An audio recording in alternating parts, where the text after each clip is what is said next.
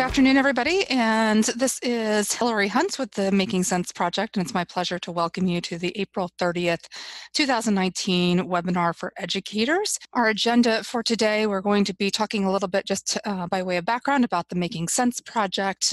We're going to do a curriculum deep dive on Pathway to Financial Success, financial education program from Discovery Education and Discover Financial Services. I'll be talking about some of our upcoming webinars as well as some other additional opportunities that you have to make it yourself available through the Making Sense Project. And we'll wrap up here this afternoon with our evaluation and Act 48 information. Again, my name is Hillary Hunt. I serve as the director of the Making Sense Project. For those of you that don't know me, I'm a longtime participant here in financial education here in Pennsylvania and do work across the state and nation for about the past 2 decades in the area of financial education. The Making Sense Project is a partnership between the Pennsylvania Department of Education and Penn State University. I'd like to acknowledge and thank our partners in that effort, Sally Flaherty with the Pennsylvania Department of Education, and also Kathy Bowen, who is on the line with us today from Penn State. The overall Making Sense Project is a series of financial literacy and economic education initiatives, and these webinars are just one component in that overall series. With these webinars, we do try and enhance content knowledge, highlight financial literacy resources, as well as share professional information. This session really is going to focus on that central component of highlighting a financial literacy resource. Some of you might have been with us last week when we did our 6 and 60, where we did a sort of a lightning round of 6 resources where we went through really quick and just gave you sort of a surface level sort of presentation. This week, we are doing what I'm calling a curriculum deep dive, where we're really going in and spending the entire hour focused on one resource. And in that case, it is Pathway to Financial Success, which is from Discovery Education and Discover Financial Services. Now, some of you, I know we had a good number of schools and teachers across the Commonwealth that took advantage of some of the Pathway to Financial Success grants that were made available a number of years ago from Discover Financial Services. That initiative lasted for a number of years and then segued into this effort to further promote financial literacy across the country by putting together and providing new tools and resources for educators to use in their classrooms. It is, again, a partnership between Discovery Education as well as Discover Financial Services. So those of you who are familiar with, say, for example, the Discover credit card, or maybe Discover student loans, be familiar with Discover Financial Services. Some of you might be familiar with Discovery Education and say their tech books or other work that they do in the education space. This is a partnership between those two entities. By way of full disclosure, many of you know that I do work for a variety of different organizations and entities in financial literacy. I was involved in the development of this project as well, so I'm sort of switching hats over, but I'm deeply involved and understand the background of this program. And as you know, we highlight different ones at different times in all of our webinars. So this one happens to be one that I know inside and out. So feel free to ask me any questions as we go through the session, and I'll do my best to answer those. The Discover, the Pathway to Financial Success program, we're going to start with the high school side of the program, and then we'll get to the middle school side. It is really a high school and middle school program. So if there's any elementary school folks on the line with you, or on the line with us today, this really is more for the upper grades, but certainly the middle school goes sort of 5 through 8, I would say. So if you're at the higher end of the elementary levels, there's probably some resources here that would be good for you as well. All right, so let's dig in at the high school level. So designed for use in grades 9 through 12.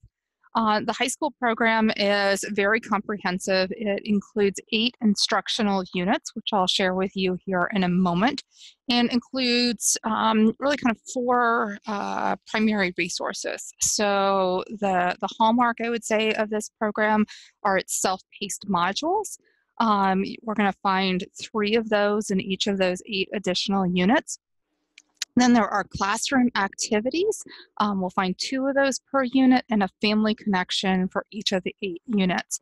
And then in addition, all of the units and their topics have suggested resources, which I think is a fantastic addition to this. This program was not created in a vacuum. It very much recognizes that there are other financial literacy and financial education tools and resources out there, and helps to connect educators to lesson plans and resources from other sources other than just these own. So it's really nice in how it helps to identify where there are good opportunities to integrate with other programs. So let's take a look. This is the first 4 units, and you can see over on the left-hand side going down are the unit names. So the first one begins with being financially responsible. Second unit is on using financial services, financing your future, getting paid. So on across, going from left to right, we see the different topics within each unit. So again, total of 8 units. We'll see the next 4 on the next slide in a moment. But then within each unit, there are four topic areas. And then, as I mentioned before, we have these 4 different types of resources. So you'll see in the Imagining Your Financial Future topic, we have an interactive module as well as a classroom activity. We get over to setting smart goals, smart financial goals. That's a series of resource links. Over in Examining Money Habits, you'll see that there's an interactive module and a family connection. So you get the idea. There's something different in each of these topics. As we go forward today with the resources that we're going to talk about, and in particular the interactive module that I'm going to show you, that is going to come from Unit 2 under the topic of using mobile banking. So just to let you know, kind of where that all fits in with this entire program.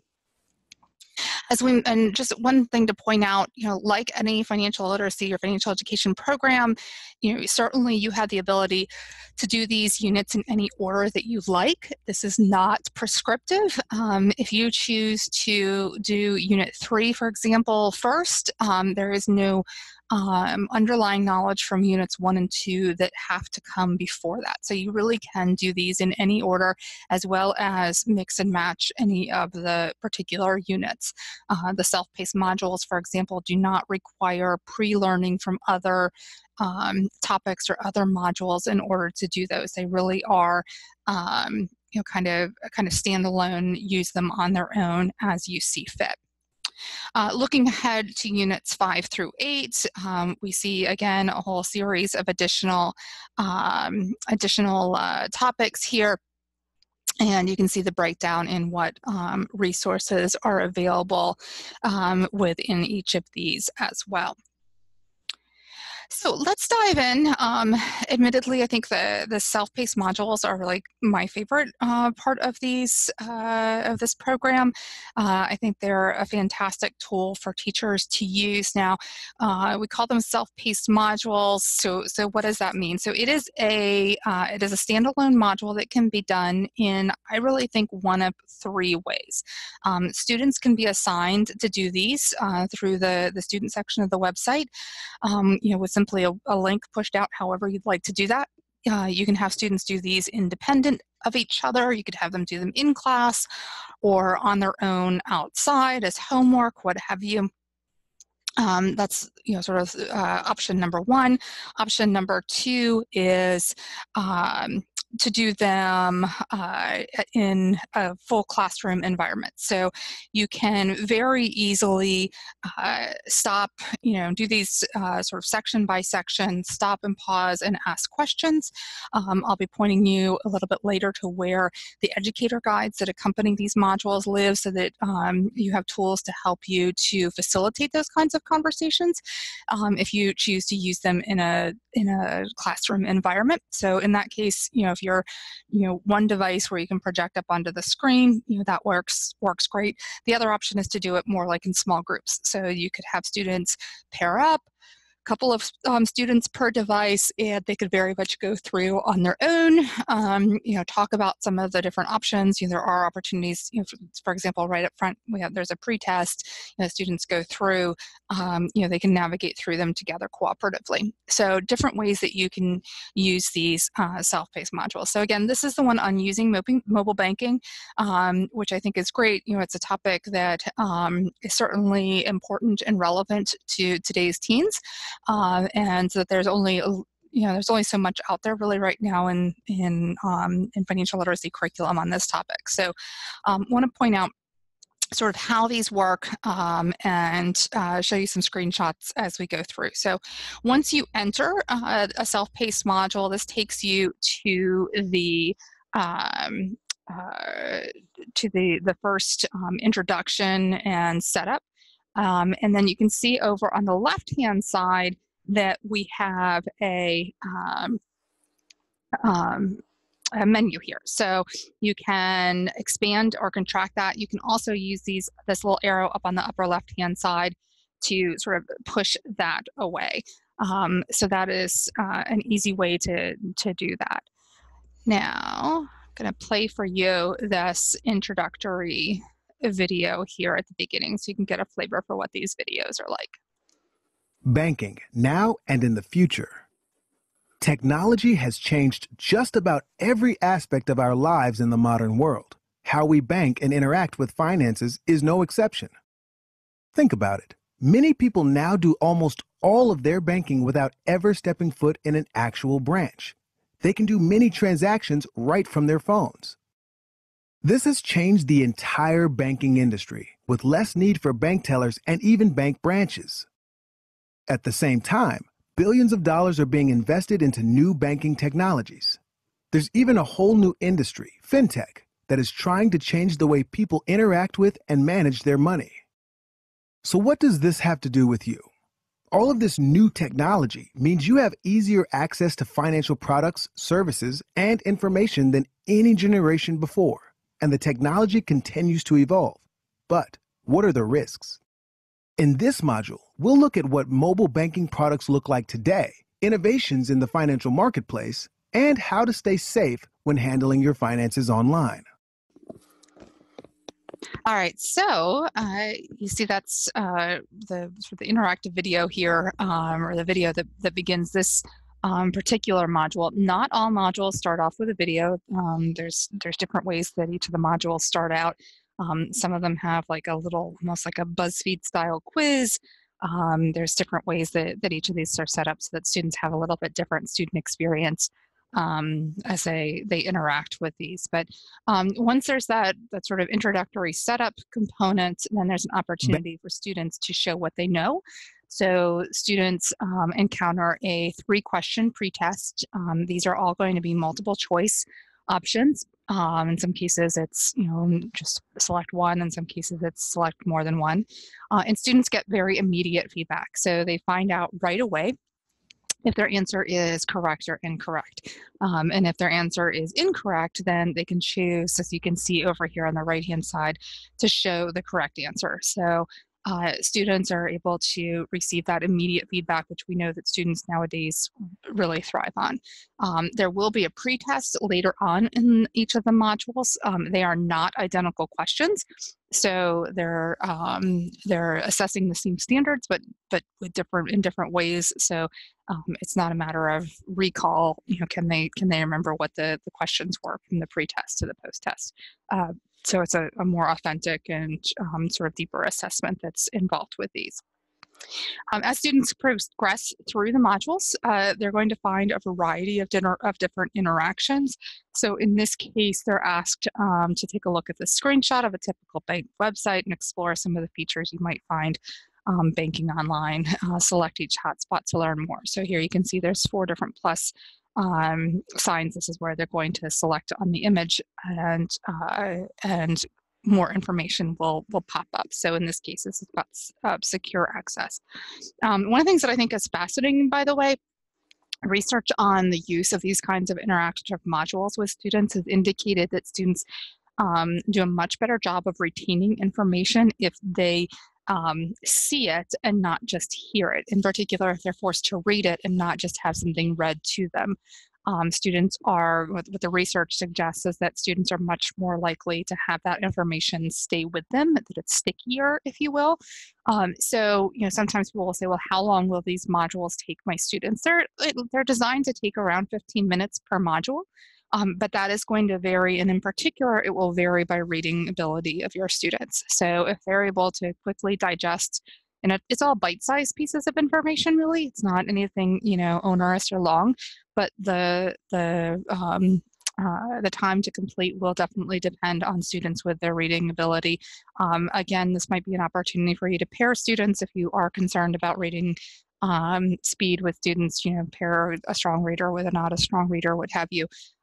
But I know that there are other programs out there where everything is read, and this one is different from that perspective, in that students do have to read the information for themselves in quite a few places.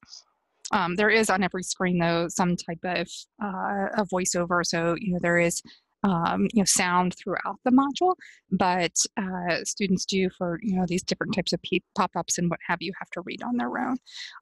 By the way, just to mention about accessibility, all of the videos do have transcripts built into them that can be turned on, and if students are not going to be using headphones or audio with the module, then they can also just read the transcript.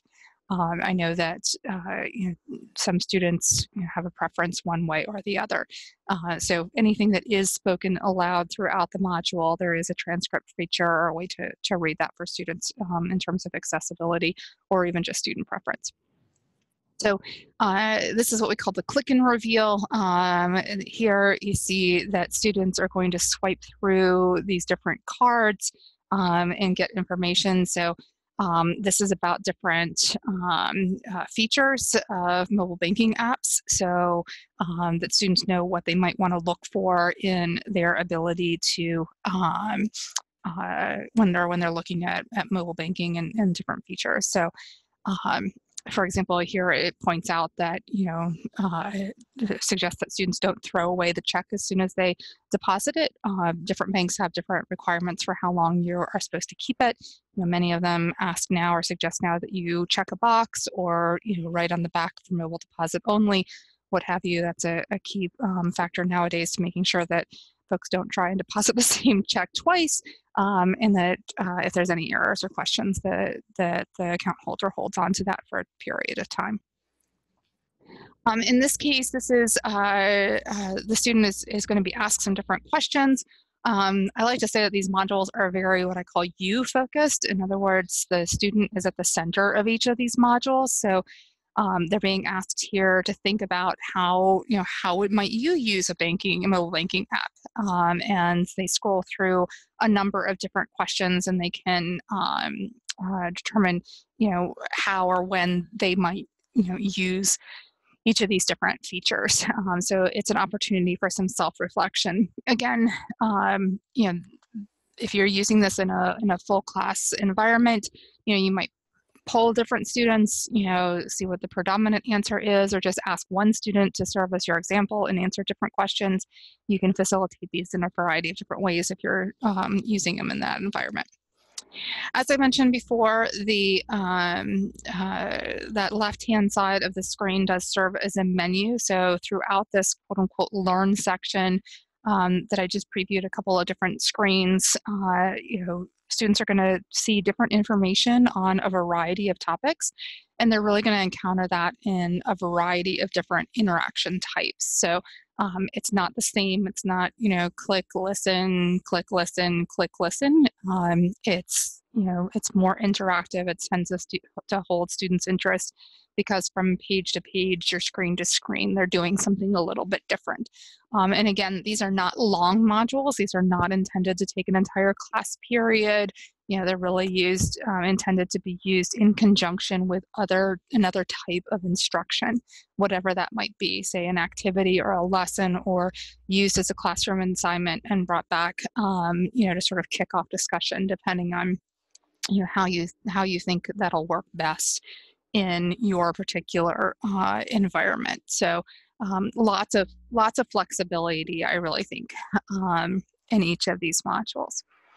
So with that, each one is followed up with, or followed by a wrap-up. The Learn section is followed with a wrap-up. So as students, before they take the post-test, some of the key points or the key takeaways, I guess if you will, from the module are summarized. So here, for example, I've shown you how you can turn on this audio transcript. So we see that feature turned on at the bottom. So that shows you, where that lives. You can access that up here in the top right-hand corner of the screen. It also gives you the ability to turn the audio off or on. So depending on, if students have headphones that they can use, then certainly have them use the audio. I personally much prefer to use the audio than not. But again, that is definitely each student's choice. So they can turn off or on the audio and turn off or on the transcript throughout. The videos, like the one I showed you at the very beginning, is the only real big difference. That has a closed caption feature within the video that has to be turned on separately. So after the wrap up, they get a post-test or a show what you learned, show what you know type of section. These are typically 5 questions. As I said before, they're not a repeat of the pre-test. There's going to be a variety of different questions that are asked. And there's going to be an ability for students to retry, which I think is really nice. These are relatively short modules, and so we're getting a lot of information over to students in a relatively short period of time. So if they didn't get it exactly right on the first try, they have an opportunity to get back, in this case, half of their credit by trying again. So they don't get the same amount of credit on a retry as they do the first time. But they can try again before they can see the correct answers. Again, they get immediate feedback like they did in the pre-test, where they can see what the correct answer should have been. And at the very end, students can access their score and print a certificate. Now, being able to print the certificate is open to anyone, regardless of what score they received, which is a little different from some other programs. The score piece, now one thing that a lot of teachers will ask me when I've talked about this program in the past is there a, do students log on? Is there a teacher portal? No, their students do not require a login. They just go to the URL, they start and they finish, and there is no student information that is captured or recorded. So there are no student names associated with this, so there's no privacy restrictions or requirements there. But that also then, it increases the accessibility. It's really easy for students to get on and use it. But that does then diminish the tracking capabilities. So it is a trade-off. So one of the things that a lot of teachers that I know that have been really happy and used the program have done is they've just asked their students to take a screenshot of their completion screen and submit that as their proof that they completed the module. So, it'll be time-stamped and what have you, and you can collect that as their proof that they completed it and at what level they did so. So that is something that we found a lot of educators have chosen to do. Speaking of educators, I mentioned before that there are educator guides. So there are actually 2 guides that are available to educators. One is the one shown here is the Educator Unit Guide. So for each of the 8 units, there will be an educator unit guide. that gives background information, so information on the topics that are being covered in that unit, as well as a list of those 5 topic areas and the resources that are associated with each. And then for each of the 3 self-paced modules, you'll find an overview, the key learning objectives, and then section by section educator tips. So, things like, before starting the module, here are a couple of activating questions. As for each section of the module, as you go through the learn components, each of those have some type of discussion, suggestion. So a way to elicit responses. Those can be used if you're going through in a full classroom setting, as I mentioned before, and pausing at various points, or they can be used, as follow-ups after students complete them individually. There are then suggestions for extension activities with each of the modules, as well as a standards correlation. And these are all correlated to the Council for Economic Education's standards for financial literacy. So you'll find those standard correlations with each of the self-paced modules.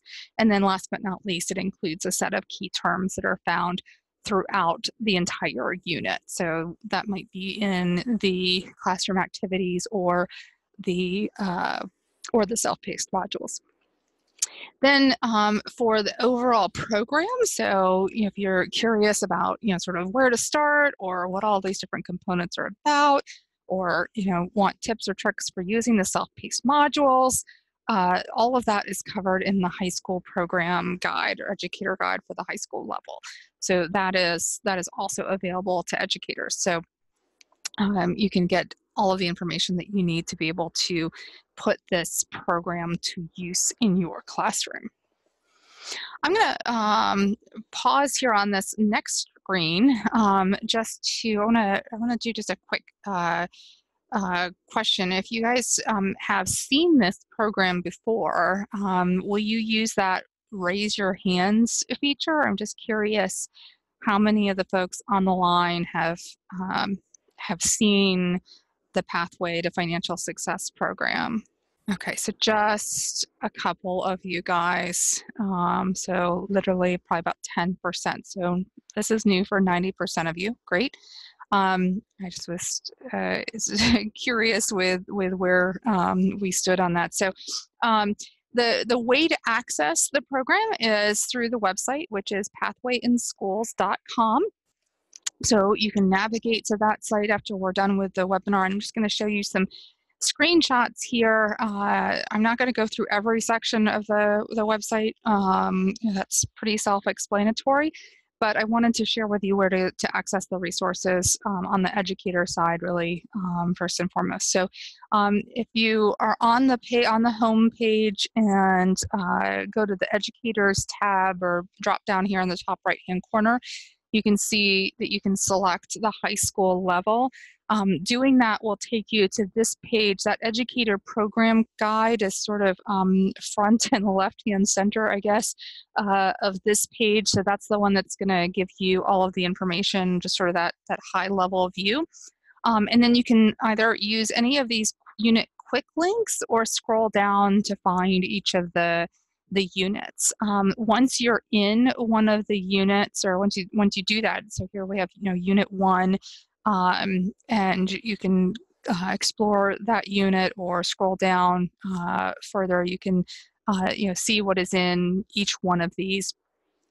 Once you are there, then you're going to be able to access each of these individual topics. So here we see the Unit 2 Educator Guide. That is, for each unit. So that's the one I was talking about before that gives you more details on questions to ask with each of the self-paced modules as well. And then there's a sort of a quick way to get to any of the other units up here in the top left-hand corner. If you scroll down further, that is where you will get to each of the different topics within the unit. So if we scroll down to topic 2, this is the one that we were in earlier, deciding where and how to bank. We see that, or excuse me, Unit 2 is, we were in Unit 3, or sorry, we were in topic 3 earlier. Unit 2 is the one before it. The self-paced module here is on examining money habits, but this is where you'll find that family connection piece for this unit. So this, how our family banks. PDF is accessible through this this topic in Unit 2, and it is just a simple PDF document. You can download it. You can push that out to educators using whatever format you use to communicate with with parents. And it has a variety of different recommendations for ways that parents can talk about this topic with their student, things that they can do, and places where they can go to learn more, either mostly for their teens, but also for themselves as well. We know that certainly a lot of parents are learning along with their students when it comes to a lot of these financial topics. So this helps them to start having some of those conversations, and also points them to information and resources as well that might be of use for them or for their family. Then if we scroll down all the way down to topic 4, this is where we find that using mobile banking self-paced module. There's also a classroom activity here. Just as a reminder, there are 2 classroom activities and 3 self-paced modules per unit. So here, if you wanted to click on that activity, you'll find that it's again a PDF document that has a lot of things you'd find in a standard lesson plan. They are all also tied to the 21st century skills, or the 4 C's. You'll find terms, what materials you need, a prepare section, this engage section. I want to just blow up this connect section here for a second. Here we see how it connects to students, which I think is great. There's also a career component in each of these. There's obviously a big push right now on college and career readiness. So in each of these activities, there's a connection to some type of career. They're not all in the financial services industry by any stretch of the imagination. So you'll find all sorts of different things there. And then how does this connect to, on that far side, either the world or technology, depending on which activity you're looking at. The engage section is, sort of how to, get students thinking and talking about this. So in this case, you're asked to hang signs in different corners of the room. Those are pointed out in the prepare section. But basically, you put up 4 different signs or labels around the room, or just point to where they should go. If people would do it in person, through a mobile app, both or neither. And here's an example of one of the questions you might ask, or scenarios. So you want to transfer money from your savings account to your checking account. Will you go into the bank or transfer it using a mobile app? So you're going to try and transfer money from savings to checking. Which would you do? And students respond, and then you can debrief that. Here's another example. You get a check in the mail for your birthday. How will you deposit it? You can go in person to a branch or take a photo of it using your bank's mobile app. The technical term for this is remote deposit capture. So you're, again, having some interaction and getting students to talk and think. And there might be some students who say they do neither. Maybe they don't have a bank account. Maybe they don't trust financial institutions. Maybe they say, hey, I would never get a check in the mail from anybody. Or some people, have different reasons, and there's opportunity here to talk about these. One thing that you might do is say, hey, as an educator, or, feel free to sort of play along with your students and move to the one that makes most sense for you. Might talk about some of the generational differences, between, you might think about re-asking the question and saying, how do you think your parents would answer this question? Are they going to stay in the same spot? Are they going to move? There's lots of things that you can do with this activity. Further in this classroom activity in the teach section, there's an opportunity for students to take this other handout, cut it up, and basically categorize and sort and order these features on things that they would want to see from a mobile app. So mobile apps for mobile banking are very different from financial institution to another. In my own household, we deal with a couple of different financial institutions, and I've quite frankly been really surprised by just how different each of those are, and how different the financial institution's policies and fees are associated with the use of the mobile app. So, for example, our hometown bank that we use only allows us to deposit so many checks per month. There's a very low limit on the amount those can be, and if we exceed the number that we're allowed to deposit, then we pay per check to do so.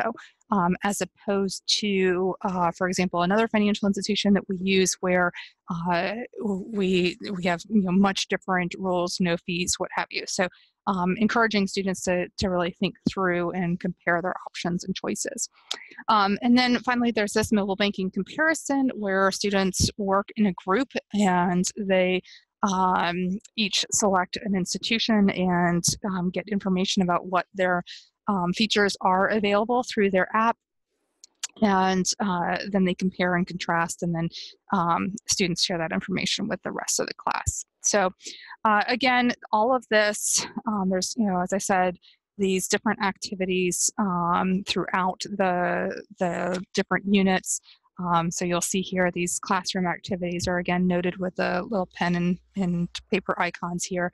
So you can see units 1 through 4 and units 5 through 8 where those can be found throughout the high school level. I want to just point out to everybody that all of the classroom activities and family connections are available and online and live within the program. The self-paced modules have been rolling out 1 unit at a time since last year. So at this point, all of the self-paced modules through Unit 5 are available. Unit 6, 7, and 8 will be coming out 1 at a time. The best thing to do if you want to be updated on when new things are released is to sign up for updates. That's on the homepage on the top right-hand corner. That will give you all the information that you need to know. They ask you basically just for your email and date of birth that makes sure that they're collecting information from adults and not from students. So it's again a privacy concern. So that is the high school side of things in a nutshell. I want to also share with you the middle school program, which just recently launched.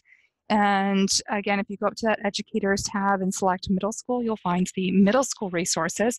These are very different from the high school modules. There are not self-paced modules in the middle school program, although I would argue that a lot of what you saw at the high school, if you previewed it, my guess is quite a few of those you would feel very comfortable using at a middle school level. But that's something for you to select or to go through and decide on your own as an educator. The difference here is there are 6 modules or 6 instructional units. 3 of these are live right now, 3 are coming soon. Each one has a variety of resources. So for each of those instructional units, you're going to find a video for the teacher and a video for the students. So by the time it's done, there'll be a total of 12 videos, 6 for teachers, 6 for students. As I said, the first 3 are all live.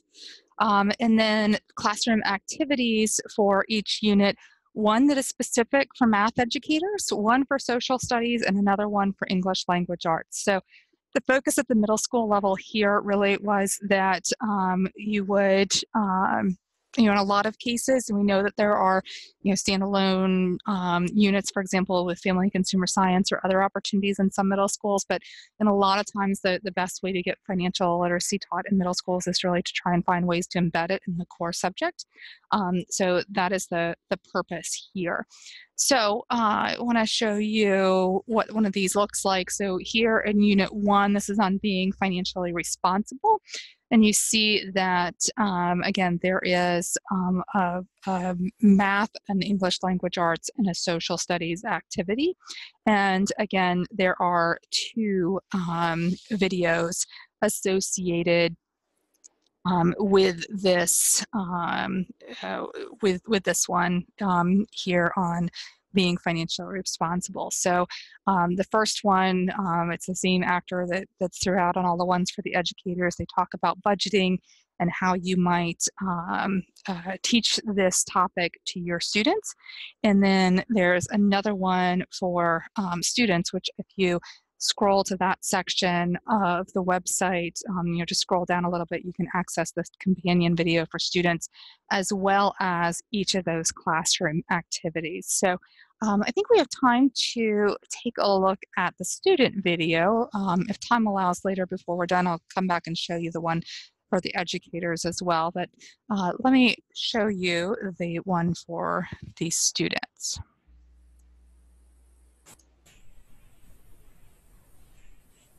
Oops, I want to start that at the beginning. There we go. We all want to buy things. A new phone, new clothes, the latest gaming system, or all of the above. But whatever it is we want to buy, there's one thing we need to have first, and that's money. But how much money? How do you manage it, save it, and not overspend it? For me, there's one tool that works every time. It's called a budget. What exactly is a budget? How on earth do you make one? And do you really need to care about budgets now? First of all, everyone uses a budget. Restaurants, the government, your family. Your class might even use one to help plan for a big event like an end-of-school field trip. The word budget might seem intimidating, but all it is a spending plan. A plan for how to spend your money. Using a budget or spending plan is pretty easy once you get the hang of it. Here, I'll show you. First, a spending plan is made up of two parts. Your income, how much money you have to spend for a given time, and your expenses, what you are spending your money on. Now there are two types of expenses, fixed and variable. Fixed expenses are the things you buy regularly and always cost the same. For you, those are things like school lunches or bus fare. For your parents, those are things like housing and groceries. Variable expenses are things like going out to eat with your friends, buying new music online, or getting a new pair of jeans. There are many ways to track your fixed and variable expenses. You can use an app or a piece of software, or you can go old school and just write them down in a notebook. What's the best method? Whatever you will stick to. I like to track all of my expenses by putting them into categories. For grown-ups, those categories include housing, transportation, and food. For us, those categories are a bit different. Let's look at the spending of the average teenager. Almost half of the expenses are food and clothes. 15% are video games and electronics. 9% are cars, another 9% are makeup and accessories, and 8% are shoes.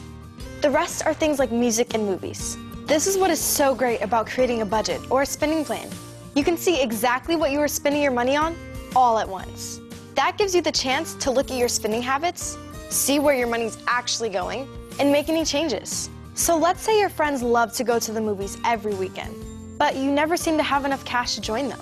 Just get out your spending plan and increase the amount you want to spend in that category. That means that you will have to decrease that amount from another category, but as long as the total amount is never more than your income, you won't be overspending, so you'll be good. Here's a trick to help you save some of your money for future spending goals. Add a category called Save to your budget or spending plan, and move some of your money from another category into Save. Again, as long as the total amount you spend is never more than your total income, you won't overspend. If it helps, you can break down your budget by month or year. You can even make a budget for a specific goal, like a birthday present or concert tickets. A budget or spending plan can seem complicated, but it's actually pretty basic and can be fun. And remember, there's no right or wrong way to make one, as long as it works for you.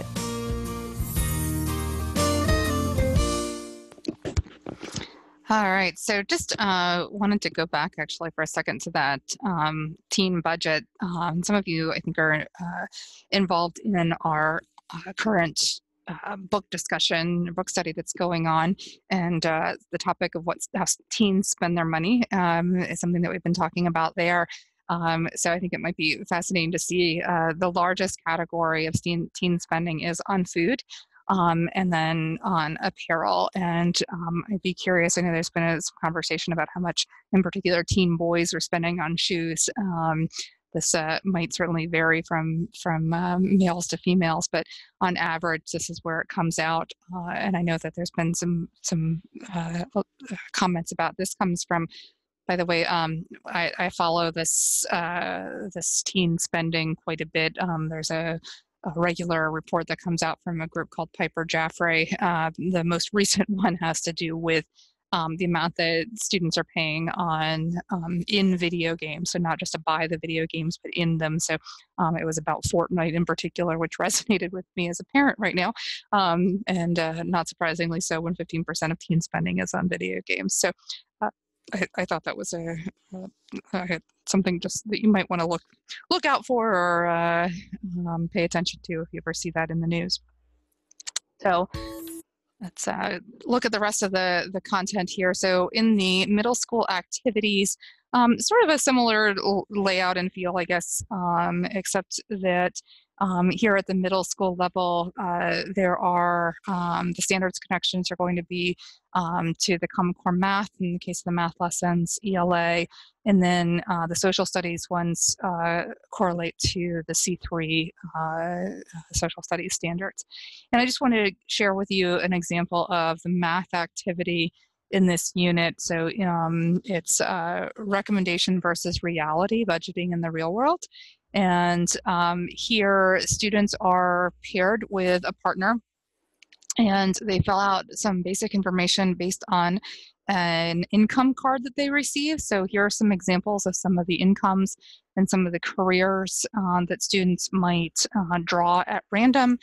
And then they need to take their annual gross pay, deduct money for taxes and deductions, determine what their net pay is, and then divide that by 12 to get their monthly net pay or take-home pay. And then they are asked in the first phase of the activity to determine what that amount would be if they were to follow this quote-unquote recommended percentage from each of the in the recommendation column. So how much would that be in dollar amounts if they were to allocate it sort of according to this guideline? Now, recognize there's lots of different ways to allocate a budget, but this just sort of gives them an idea. So they're doing a lot of calculations with percents, which is totally a middle school math concept.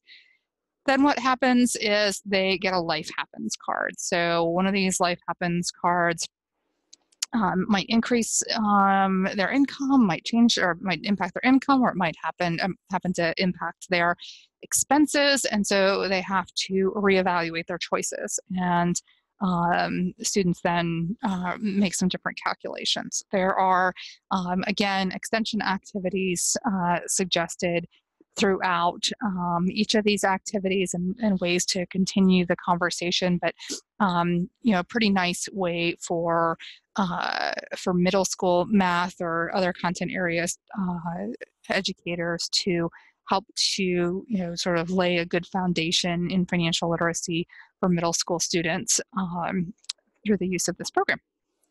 So with that, I'm going to stop for any questions that anybody might have.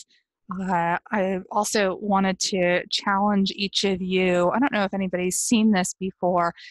Discovery Education has what they call Spotlight on Strategies. They refer to it as SOS, and I just love these little instructional strategies. This one is what they call the 3-2-1 pyramid. So I'm going to ask everybody for just a moment to go over to the chat function again, and feel free to, you have the choice if you want to respond to everyone in the room or just me.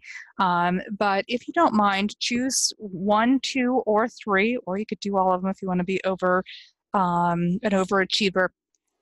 But think about one thing that you'll commit to trying from this, 2 people you'll tell, or 3 things that you've learned. Thanks so much for joining us. That's all on our curriculum deep dive today. Please join us anytime at the Making Sense Project for future live webinars, or you're always welcome to check out our recordings on YouTube.